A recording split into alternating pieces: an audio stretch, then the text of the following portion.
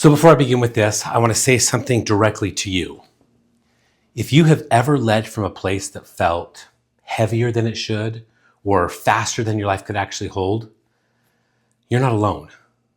Most leaders will never say it out loud, but man, they feel it. There's a point where the pace, the pressure, the expectations stop feeling like ambition and they start feeling like a quiet kind of fear. I've lived in that place for a long, long time. And this story is about the moment that everything changed. Now, for most of my life, I believed that leadership was proven through weight. I believed that the more weight I carried, the more I mattered. So I learned to outwork everything and everybody. I learned to be the first one in and the last one out. I learned to take the hit, make the decision, fill every gap. All good things, right? Yeah, people praised me. They thought it was amazing. They called me driven. They called it strong. They called it leadership. But none of that made me a better man. It only made me louder. You see, there's a form of leadership that looks powerful on the outside because it moves fast, it decides fast, it even solves fast. But underneath, it's held together by fear. The fear that everything will fall apart without you. The fear that the team will stall if you just slow down a little bit. The fear that the mission only works if you do not stop moving. My friends, that fear is not leadership. That fear is scarcity. Scarcity convinces you that rest is dangerous and boundaries are selfish. It convinces you that being present at home is optional because the real work, that's all happening somewhere else, right? Scarcity is a thief. It steals your peace. It steals your creativity. It steals your connection to the people you love without ever even announcing itself. That is where I was when the turning point came for me. I wasn't broken, but I was stretched so thin that my life had started to exist in the margins around my leadership. See, my family got the version of me that was left over. The business got the version of me that was on fire. I told myself it was noble. I told myself it was sacrifice. I told myself I was doing it for them. I told myself that someday everything's going to balance out. But the truth has a way of showing up in the very quiet moments. And for me, it came through my grandson, Joseph. I talk about him all the time. It did not happen during some profound life event. It wasn't a crisis. It was not a warning from someone older or wiser, maybe wiser.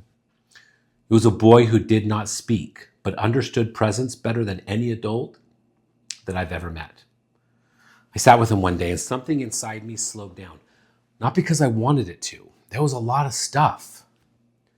It slowed down because he needed a version of me that I had forgotten how to be. He needed someone that wasn't multitasking. Someone who was not thinking about the next fire that had to be put out. He needed someone who was there, fully there. And in that moment, I realized something that I had avoided for years.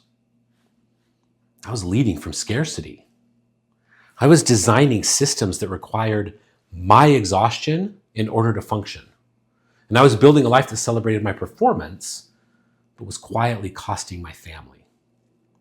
And I had no idea how long that they had been paying that price. You see, the hardest part of leadership is seeing yourself clearly. Not your strengths, not your achievements, not your growth. It's the part that you spend years avoiding. The truth that sits under all the noise. When I saw it, I felt two things at the same time. Grief for the moments that I had missed, and gratitude that I could choose differently from that day forward. I'd spent years trying to fix myself with more effort, more learning, more motivation. But the problem was never effort. The problem was design. My system was built completely backwards. It ran on urgency instead of clarity. And it fed on my presence instead of creating space for others to rise. And it demanded energy that I just couldn't sustain.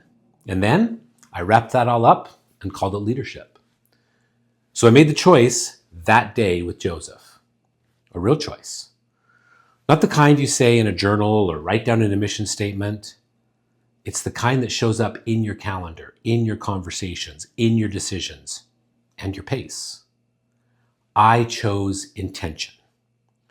I chose to build something that could hold the mission without draining the man. It wasn't easy, and I'm not perfect at it. But I started to redesign my leadership from the inside out. I built systems that didn't need my adrenaline to survive.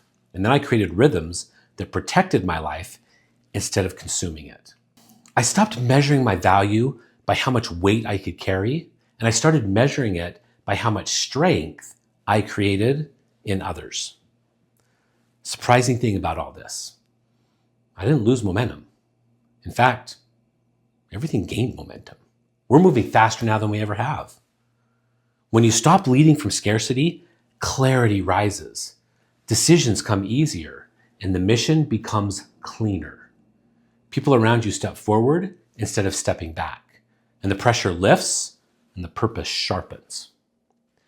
Now, this movement was born from that shift, not from theory, not from strategy, from a realization that leadership will always cost something. And if you're not intentional, the people you love are the ones who are going to carry the bill. Maybe you're feeling that right now, my friends. The distance, the fatigue, the quiet sense that something is just a little bit off in your system, that your clarity is maybe scattered, maybe that your home feels your absence more than your workplace feels your presence. You do not have to wait for a breakdown to recognize the truth. You can decide now. You can redesign now. You can choose intention now. Leadership is not supposed to devour your life.